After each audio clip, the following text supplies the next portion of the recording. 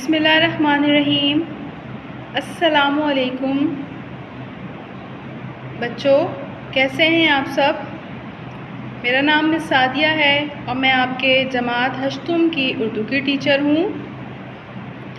उम्मीद करती हूँ कि आप सब अपने घरों में खैर व आफियत के साथ होंगे और आपने बहुत अच्छे से रमज़ान गुजारे होंगे और बहुत अच्छी सी ईद मनाई होगी।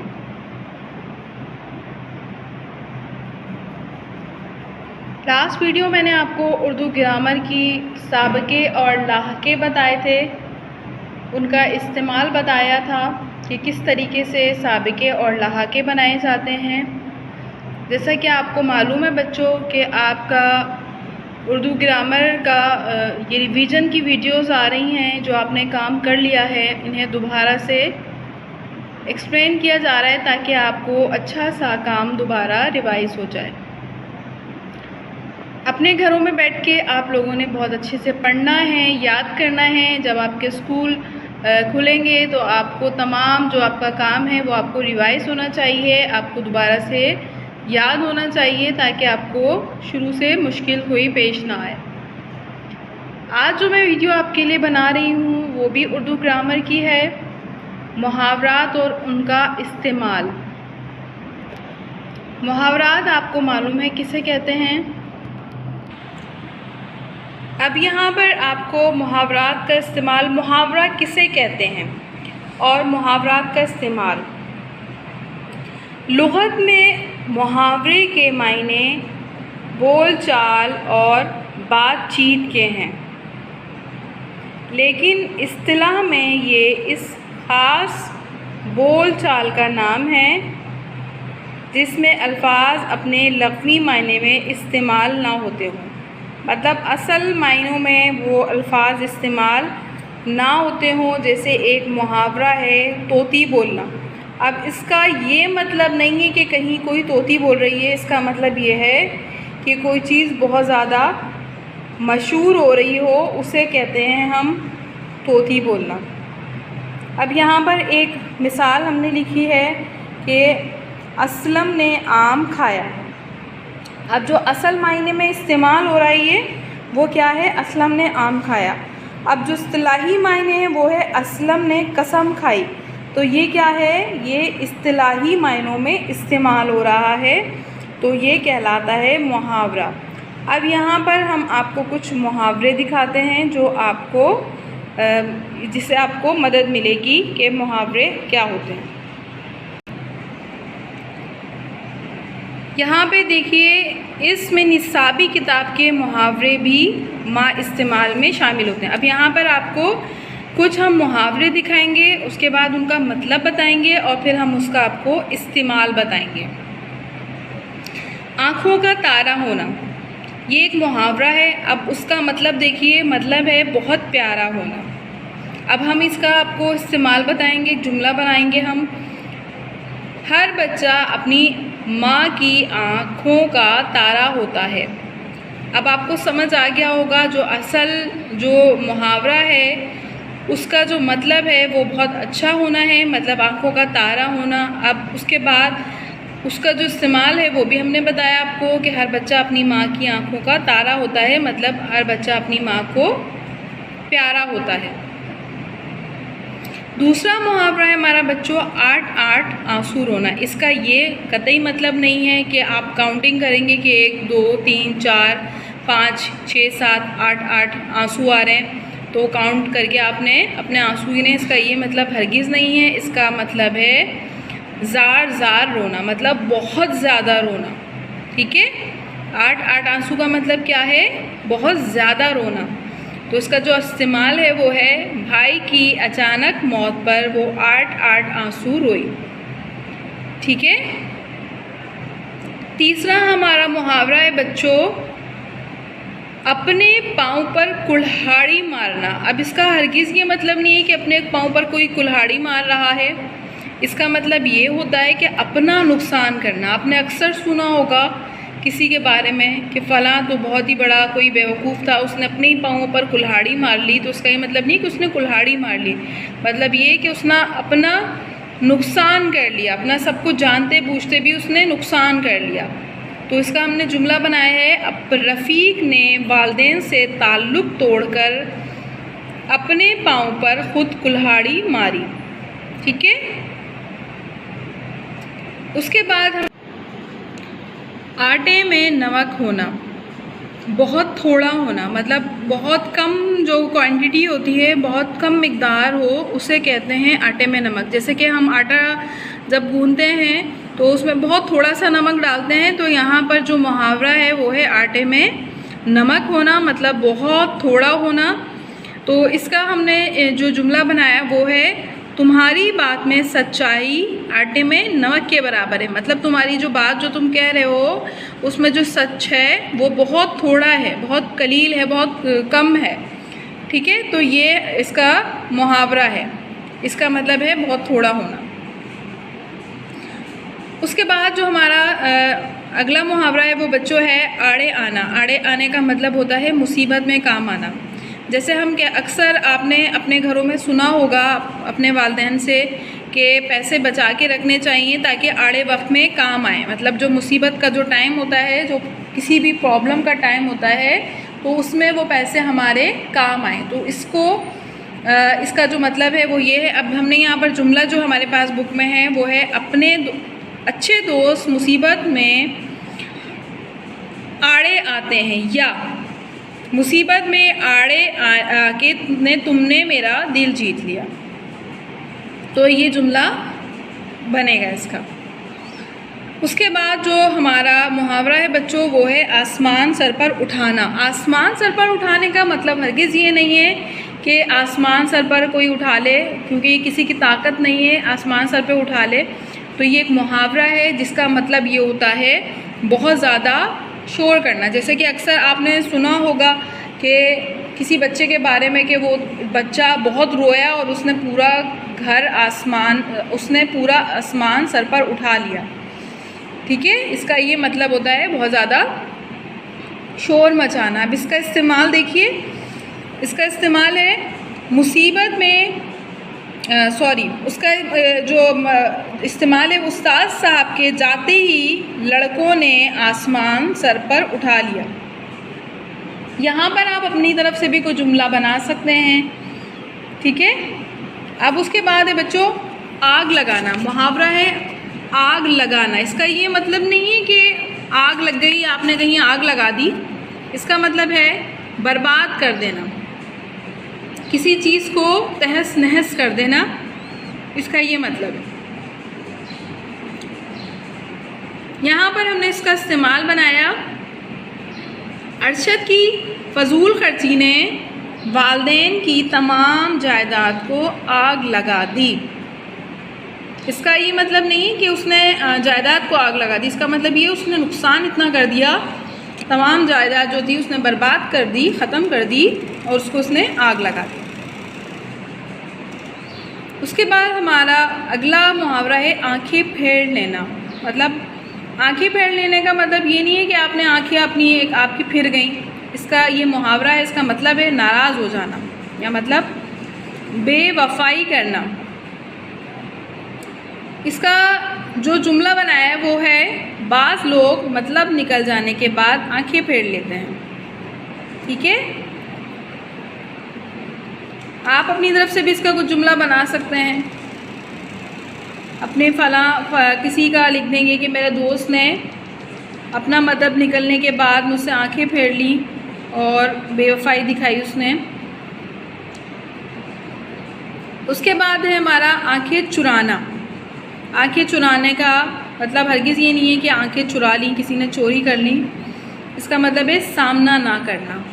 अगर जैसे किसी से कोई गलती हो जाती है या कोई ऐसी चीज़ हो जाती है तो आंखें नहीं मिला सकता कोई, तो उसका मतलब ये होता है सामना ना करना। तो उसका यहाँ पर जुमला है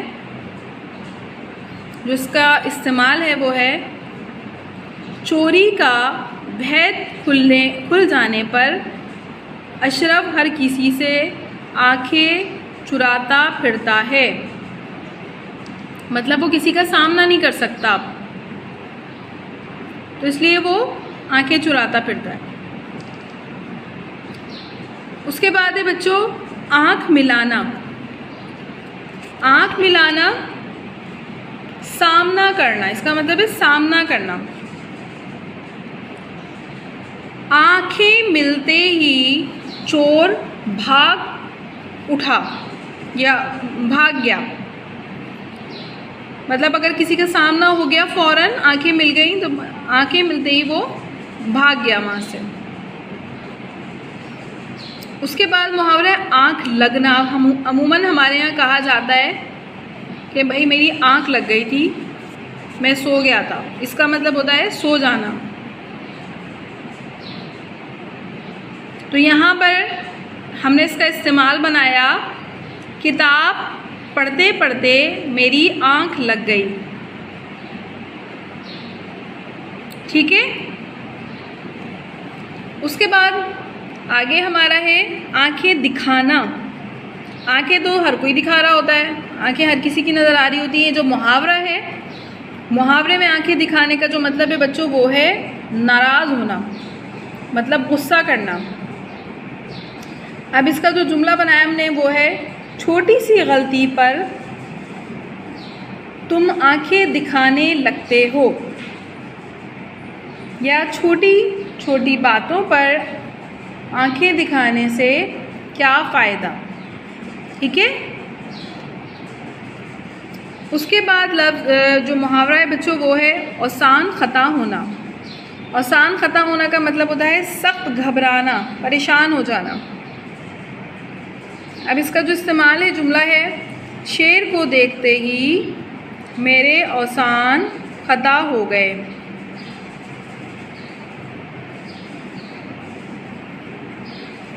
उसके बाद लफ्ज़ है ईंट से ईंट बजाना। ईंट से ईंट बजाने का जो मतलब है तबाहो बर्बाद करना। तबाहो बर्बाद करने इसका जो हम लफ्ज़ बनाएंगे, इसका जो जुमला बनाएंगे वो है मैं तुम्हारे ख़ानदान की ईंट से ईंट बजा दूँगा। या फिर ये हो सकता है कि अली ने दुश्मनी में आकर अपने दोस्त फराज के ख़ानदान की ईंट से ईंट बजा दी। ये आप जुमला बना सकते हैं। इसके बाद जो मुहावरा बच्चों आपने बहुत सुना होगा, बाग बाग होना। बाग बाग होना का मतलब होता है बहुत ज़्यादा खुश होना। इसका जो जुमला बनाएंगे वो है इम्तिहान में कामयाबी की ख़बर सुनकर असलम बाग बाग हो गया, मतलब बहुत ज़्यादा खुश हो गया। इसके बाद जो हमारा जुमला है बच्चों, ये भी आपने बहुत सुना होगा, अक्सर घरों में ये इस्तेमाल होता है मुहावरा। इसका मतलब होता है बेपरखी उड़ाना। मतलब जिन बातों का कोई मकसद नहीं होता, कोई मतलब नहीं होता, वो बिला वजह में गप्पे हाँकना। ठीक है। अब यहाँ पर जुमला है हमने खूब बेपरखी उड़ाई कि हम दिल लगी में दिल लगाकर चल दिए। या आप ऐसा जुमला भी बना सकते हैं कि सारा हमेशा जमात में बेपरखी उड़ाती है, मतलब बेवजह गप्पे मारती है, बेवजह लंबी लंबी, जैसे हम कहते हैं कि लंबी लंबी बातें करते हैं, उनको कहते हैं बेपरखी उड़ाना, जिनका कोई सर और पैर नहीं होता। उसके बाद है बच्चों बर आना। बर का मतलब होता है मुराद हासिल होना, कोई ऐसी चीज़ जो मिल जाए उसे कहते हैं बर आना। अब यहाँ पर आप ये जुमला भी बना सकते हैं कि अल्लाह तुम्हारी तमाम जायज़ चीज़ें ख्वाहिशात हैं उन्हें बर लाए। आप ये जुमला भी बना सकते हैं, लेकिन यहाँ पर बुक में लिखा है कोई उम्मीद पर नहीं आती, मतलब कोई उम्मीद हासिल नहीं होती, कोई सूरत नज़र नहीं आती। ये जुमला आपकी किताब में बना हुआ है। उसके बाद है बच्चों बगलें झांकना। बगलें झांकने का मतलब होता है लाजवाब होना, मतलब कोई ऐसी चीज़ जिसका कोई जवाब ही नहीं होता उसे कहते हैं हम लाजवाब होना। यहाँ पर जुमला बनाया है जब रशीद से मेरी बात का जवाब ना बन पड़ा तो बगलें झांकने लगा। ठीक है, ये जुमला बनाया। उसके बाद है बलाएं लेना। बलाएं लेना मतलब सदके कुर्बान जाना। आपने अक्सर देखा होगा अमूमन घरों के अंदर माएँ अपने बच्चों की कानों पे हाथ लगा लगा के इस तरह अपनी बलाएं लेती हैं। तो मतलब ये कि मोहब्बत में उसे कहते हैं किसी पर कुर्बान हो जाना। तो यहाँ पर जो जुमला बना है वो है माएँ अपने बच्चों की बलाएं लेती हैं। उसके बाद जो लफ्ज़ है बच्चों वो है बात बढ़ाना। बात बढ़ाने का मतलब होता है झगड़ा फैलाना। मतलब कोई भी ऐसी चीज़ हो जाए, कोई लड़ाई हो जाए, उसको फैलाने को कहते हैं झगड़ा फैल जाना। अब यहाँ पर इसका जो बनाया है जुमला वो है बात बढ़ाकर तुम्हें क्या फ़ायदा हुआ। उसके बाद जो लफ्ज़ है बच्चों वो है बाँछें खिलना। बाँछें कहते हैं अमूमन हम बहुत ज़्यादा जो खुश होते हैं उसे कहते हैं बाँछें खिलना। जैसे हम अक्सर कहते हैं क्या बात है भाई आज तुम बड़ा खुश हो, तुम्हारी क्यों बाँछें खिल रही हैं। तो इसका मतलब होता है बहुत ज़्यादा खुश होना। अब यहाँ पर जो इस्तेमाल बनाया है जो जुमला है अपनी शादी की खबर सुनते ही अकरम की बाँछें खिल गई। मतलब असलम जो था वो इतना खुश हो गया कि उसकी बाँछें खिल गई। उसके बाद लफ्ज़ है बच्चों ये भी आपने बहुत अपने घरों में सुना होगा पत्थर की लकीर होना। मतलब बात पक्की होना। अक्सर आपने सुना होगा कि भाई ये बात तो पत्थर की लकीर है, मतलब बात पक्की है, ये इस बात को कोई इससे इनकार नहीं कर सकता। तो इसका जो जुमला है वो है इसकी बात क्या पत्थर की लकीर है, इसे रद्द भी तो किया जा सकता है। ये किसी के बारे में कहा जा रहा है कि अगर भाई इसकी बात कोई ऐसी पत्थर की लकीर थोड़ी है कि उसको न मना नहीं किया जा सकता। तो ये इसका इस्तेमाल है, ठीक है। उसके बाद फूला ना समाना, ये आपने लफ्ज़ सुना होगा अक्सर। बहुत ज़्यादा जब खुश होते हैं तो कहा जाता है, उसमें इस्तेमाल होता है फूला ना समाना। अक्सर आपने सुना होगा भाई वो तो खुशी से फूले नहीं समा रहे थे। तो यहाँ पर इसका इस्तेमाल बनाया है नया सूट पहनकर असलम फूले नहीं समा रहा। उसके बाद है पाँचों घी में होना। अक्सर आपने सुना होगा किसी के बारे में कि भाई उनकी उंगलियां तो पाँचों घी में है। इसका ये मतलब नहीं है कि वो उंगलियां उनकी पाँचों घी में हैं। इसका मतलब ये है कि वो तो बहुत ज़्यादा खुश हैं, बहुत मज़े में हैं, ठीक है, बहुत ज़्यादा मज़े में है। तो उसको यहाँ पर अब जुमला बनाए आजकल तो आपकी पाँचों घी में है, ठीक है।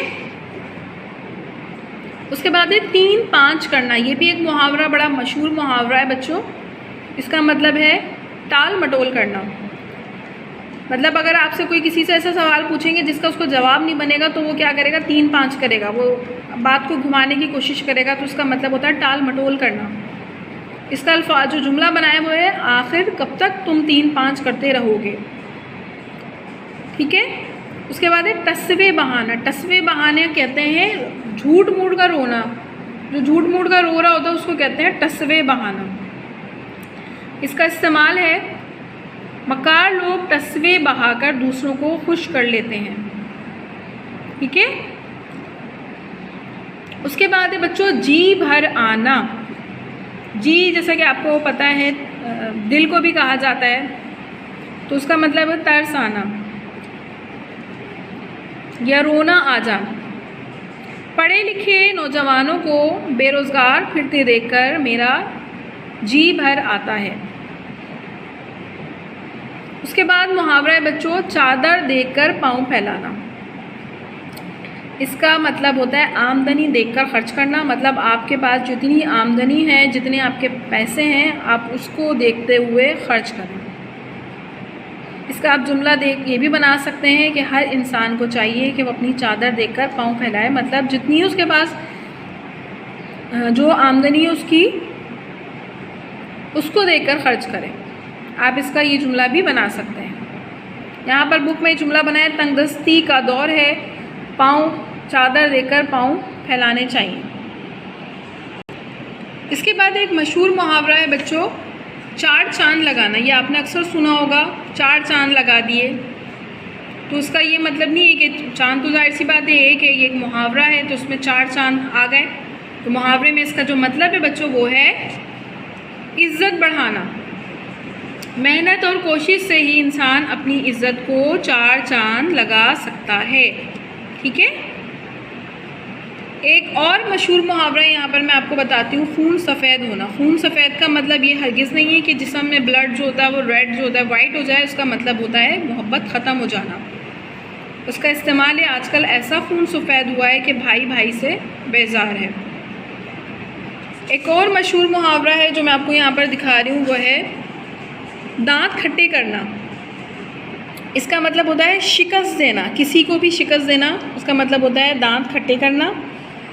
यहाँ पर जुमला है, पानीपत की लड़ाई में अहमद शाह अब्दाली की फ़ौज ने मरहटों के दांत खट्टे कर दिए। ठीक है। उसके बाद एक मशहूर मुहावरा है जिंदा दरगोर होना। जिंदा दरगोर जैसे कि आपको पता है कब्र को कहते हैं, तो मतलब है कि ज़िंदा कब्र में चले जाना। इसका जो मतलब है वो है सख्त तकलीफ़ में होना। तो यहाँ पर इसका जो इस्तेमाल है वो जवान बेटी की वफ़ा से बाप जिंदा दरगोर हो गया। ये कुछ मशहूर मुहावरे थे बच्चों, जिनके मैंने आपको मतलब भी बताएं और आपको मुहावरे भी बताएं और इस्तेमाल भी बताया कि किस तरीके से आप इनको अपने जुमलों में इस्तेमाल कर सकते हैं। मुझे उम्मीद है कि आपको ये मुहावरात समझ आए होंगे। जैसा कि आपको मालूम है कि आपके सिलेबस के अंदर भी मुहावरात का इस्तेमाल है और उनको जुमले में आपने बनाए हैं। इनसे आपको काफ़ी इनकी हेल्प मिलेगी। आपने करना कुछ भी नहीं है, आपको अपने पसंदीदा सिर्फ 5 मुहावरात लिखकर मुझे शेयर कराने को ग्रुप पे।